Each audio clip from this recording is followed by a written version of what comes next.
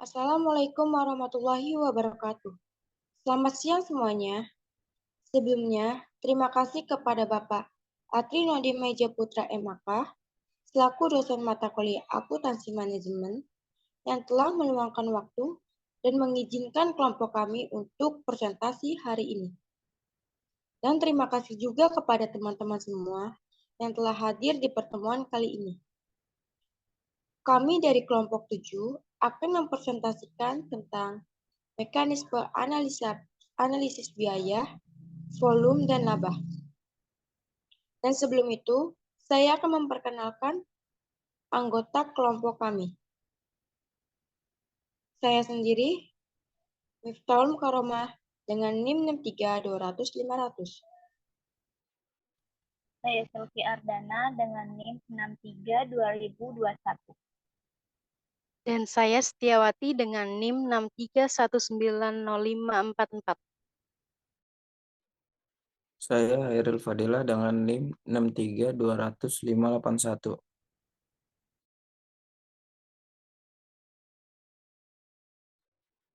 Selanjutnya, di sini ada analisis cost, volume, profit, dan komponennya yang akan dijelaskan oleh Selvi Ardana.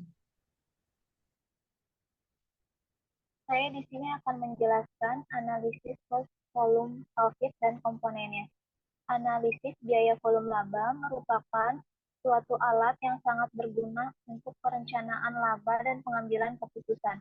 Karena analisis biaya volume laba menekankan keterkaitan antara biaya, kuantitas yang terjual, dan harga, maka semua informasi keuangan perusahaan terkandung di dalamnya. Selanjutnya ada komponen utama analisis PVP, ada 4, yaitu break-even point dalam satuan atau dolar, margin keamanan, perubahan laba bersih, tingkatan leverage operasi.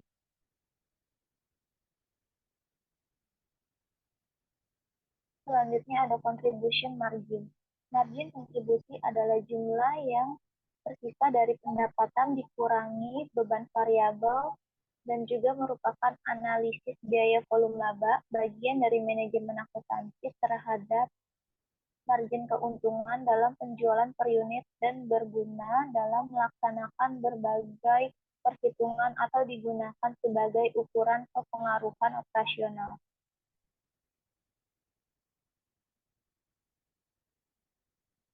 Selanjutnya ada peranan margin kontribusi yang akan dijelaskan oleh Miftahul Mukaromah.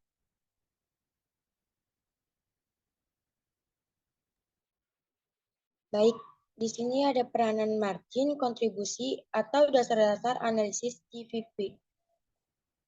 Yang pertama, menutup atau meneruskan segmen atau bagian tertentu. Dengan melihat contribution margin, dapat diambil keputusan pertama. Contribution margin yang positif akan menentukan perusahaan secara keseluruhan jika fixed cost-nya tanggungan bersama. Yang kedua, jika alternatif penutupan suatu segmen atau bagian dilakukan dengan alternatif lain, maka keputusannya pun hanya membandingkan contribution margin. Yang ketiga, dalam analisis joint cost dengan joint product, keputusannya hanya membandingkan harga jual baru dikurangi harga jual lama dengan contribution margin, yaitu biaya proses lanjutan, sudah dapat diambil keputusan. Yang keempat, tidak memerlukan perhitungan yang rumit dan lebih efisien, terutama dalam analisis BEP.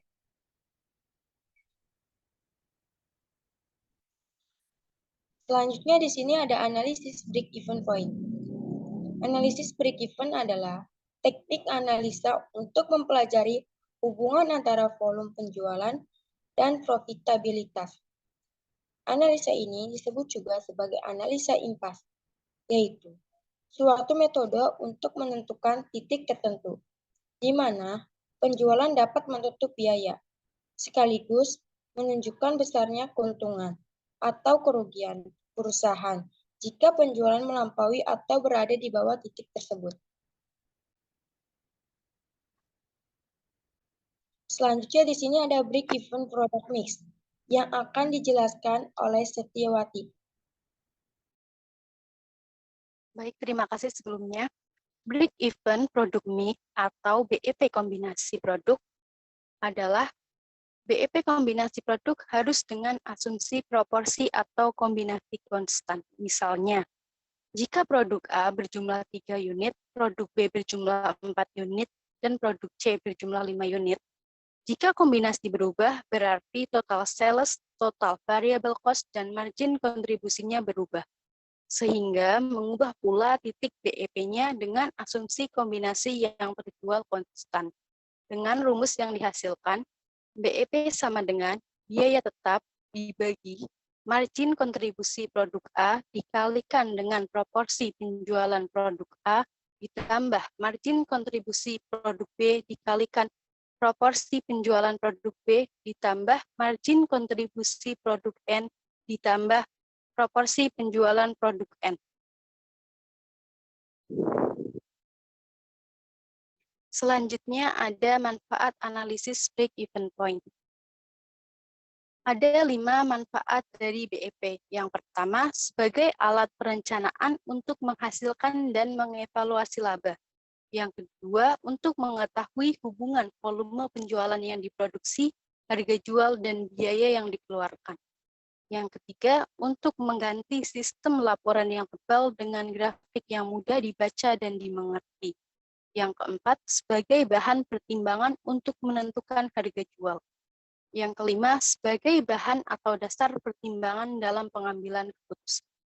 Manfaat BEP sangat banyak, namun secara umum adalah untuk mengetahui titik pulang pokok dari sebuah usaha.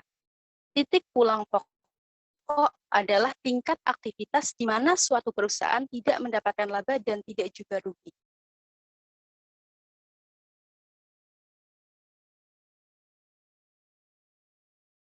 Selanjutnya, kelemahan break-even point akan dijelaskan oleh Chairil Fadilah. Kelemahan break-even point atau BEP. 1.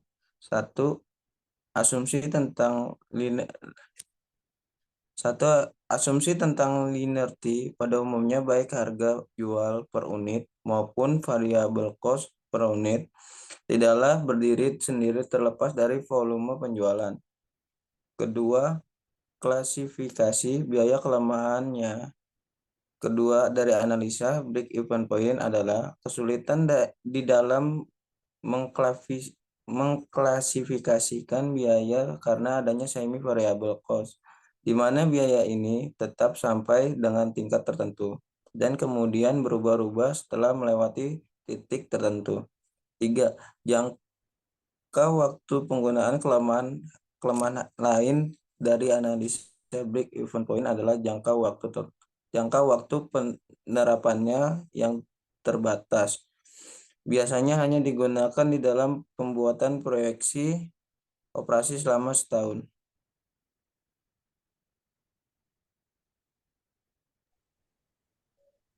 Sekian dari kelompok kami, kurang lebihnya mohon dimaafkan. Apabila ada ingin bertanya, kami persilakan.